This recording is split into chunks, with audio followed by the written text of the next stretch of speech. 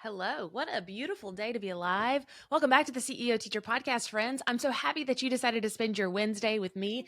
Thank you for showing up each and every week here on the CEO Teacher Podcast. Today, we're going to talk about the secret to designing teaching resources that actually sell. Now, I used to think that there was just one thing about teachers who were very successful selling and designing their teaching resources online, and me, and that they had this magic wand that would help them find greatness. And that was the greatness that I was searching for. And while I do believe that there is a semi magic wand called search engine optimization, I do think that that can become the great and powerful Oz in your story behind the scenes. I now also know that there are a magnitude of things that help people find success. So some of them are black and white and they can easily be done by anyone. And I'm going to share those today.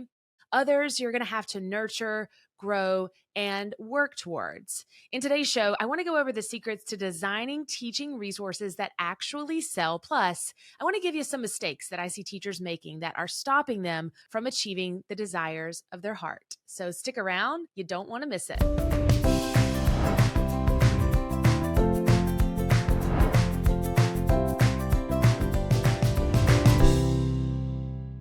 All right, teachers, keep listening because you are already supporting students in the classroom. And now it's time that you take action on a larger scale. You're already doing 80% of the work. Let me help you do the other 20%. So go ahead, turn the volume up here if you need to. If you're a dreamer who has a multitude of talents, which I know you are as a teacher, you are a classroom teacher who is also a rockstar human with a passion for education. I want to introduce to you the teacher product design process. It's the only document you'll need to take your offers or your teaching resources from regular glue to glitter glue in the blink of an eye. I'll show you step by step some teacher tested strategies that will help you build design foundations that work so you can take whatever you're teaching in the classroom and sell it online. Teachers work hard, and I want you to get your hands on a simpler way to make more. You can grab the teacher product design process and all the details at caseymorris.com/design because this is your moment, the moment that you stop making excuses and add action to the dreams that have been hiding in the depths of your heart.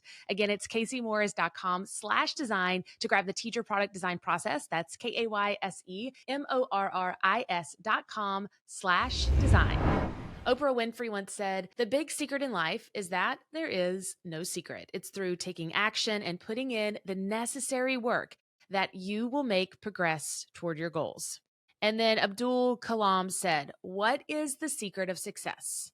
Right decisions. How do we make right decisions? Experience. And how do you gain experience? Wrong decisions." And I thought, wow, that's so that's so true, especially in the entrepreneurial journey. So as we get started, I want to share some action strategies for secrets that will help you design teaching resources that actually sell. And then towards the end of the show, I want to give you some of the top mistakes that I see teachers making right now in the online space that are holding them back from creating this life of whatever that looks like to them, whether it's selling their lesson plans or creating an online course or a membership or whatever it might be. There are some factors that help you overall in the design process. The first is that you got to find gaps in the marketplace instead of simply creating what you want to make. And this is a really big mindset shift for our students as they come in, as they say, well, I'm a kindergarten teacher, or I'm an eighth grade teacher, or I'm a high school teacher. And my students love doing this. And what I tell them is that there is this beautiful relationship between what your students need and what the world needs, plus whatever you're passionate about on the inside. The problem is that people only create resources based on what their students need or what they are passionate about. They forget to think about what the world needs because I'm a small town girl from South Georgia. Sometimes the needs of my students don't fit the needs of students all over the world. So, learning about, let's say, Georgia history and selling something based on that could do really well for you, especially if you live in the South. However, that may not be something for the bigger ticket to success. So, inside of our programs, we teach you exactly how to find what people are searching for, knowing the exact words they type into Google, figuring out the sentences that they look for. Because the beautiful thing is that you can create the life that you want, but you can't do it just off of what you want to do and what makes you passionate. Although, I mean, I would love to just garden at my home and then not have to work and make a lot of money. That would be great. However, I'd have to figure out a way to monetize that. And it's the same way with selling your lesson plans online, is that I would love for you to just be able to do what you love, which you can, But first, you got to figure out what people want. And there is this beautiful marriage between doing what you want and finding what people need, the gaps in the marketplace. Speaking of gardening, that makes me think about one of my good friends, Nicole Burke from the business Gardenary. She's in a mastermind with me, and she has 1 million followers on Instagram. And she's done the idea of loving what she does as a gardener and then monetizing it. So she took gaps in the marketplace and filled them in.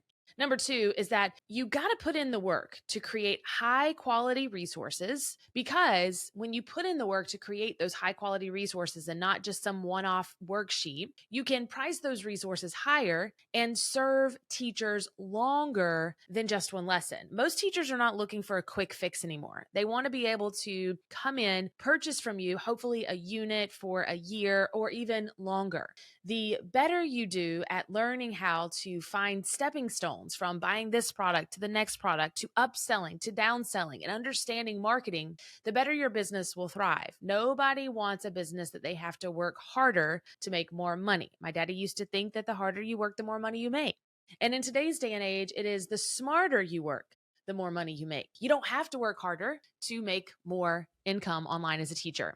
The third secret to designing teaching resources that actually sell is that you must use design programs that are on your computer to fully customize your products. And in today's world, that means primarily PowerPoint and Canva. Anything other than that is not obsolete, but it's a no-go. Unless you are a great graphic designer and you're great at Adobe, which is the hardest program to learn of all time. I've tried to learn it over and over and over again. I cannot recommend PowerPoint and Canva enough. I won't go into the terms of use for Canva, but I don't recommend creating your teaching products that you sell on Teachers Pay Teachers in Canva. We share about that inside of our membership, and I talk about why, but I do recommend you going into all of your design ideas in some place like Canva, and especially creating your resources in PowerPoint.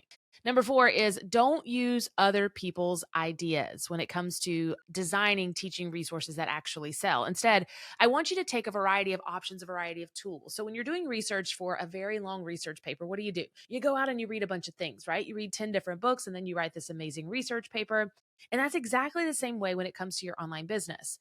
Whenever you are supposed to create something high quality, I want you to go out and find people that do it better than you or about the same as you. And then I want you to take characteristics of all of those people, because success leaves breadcrumbs. And I want you to compile them in a mini research paper of using other people's ideas to create an even better idea, because you want to do what they do, but do it better. If you do something the same as someone else or less than, then you will always be less than, because they were first and you went less than them. If you take an idea from 10 different amazing, successful people, you compile them into a better idea, and then you launch it into the world, I have no doubt that you will be insanely successful.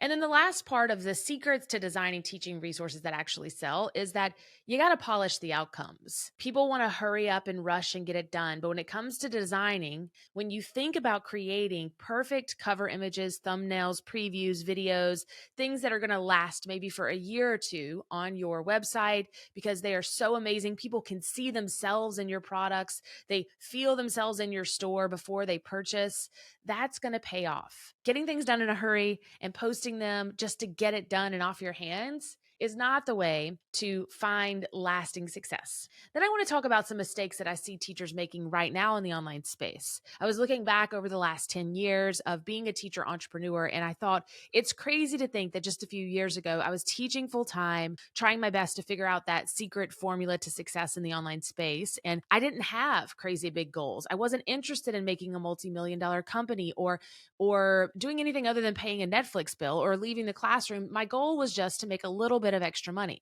And I knew I wanted to help teachers, parents, and students. And I wanted enough money to be able to pay something as simple as a Netflix bill. And as I started to grow my business online as a teacher, I began to realize that helping and serving others was my passion in life. And in return for the hard work that I was putting out, I could, in fact, make my worth as a teacher. I thought back then that there was just that one secret to success.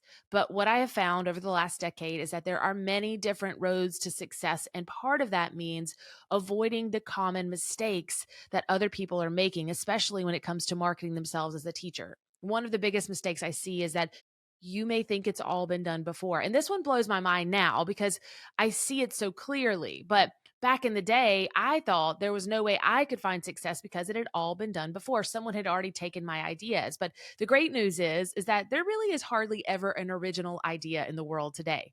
What I can tell you is this: the world has never seen you do it. And you are the only person that can do it the way you do it. And that is so powerful. The next mistake is that you're getting information overload from the time you wake up to the time you go to sleep. In a world of online scrolling, especially with the explosion of teacher talk and Instagram for teachers, you're overwhelmed by all the information of what to do and how to get started. So, my advice to you is get off the phone and then let me lead you to the next point. The next mistake is listening to every single person on the internet. When I hear people talk about, did you see this on TikTok? I immediately, like, my eyes starts to twitch a little bit. I mean, I say it too. Well, did I tell you guys I started saying, like, I was researching the other day? Like, because if you say you saw it on TikTok, you sound instantly like your credibility just goes straight down.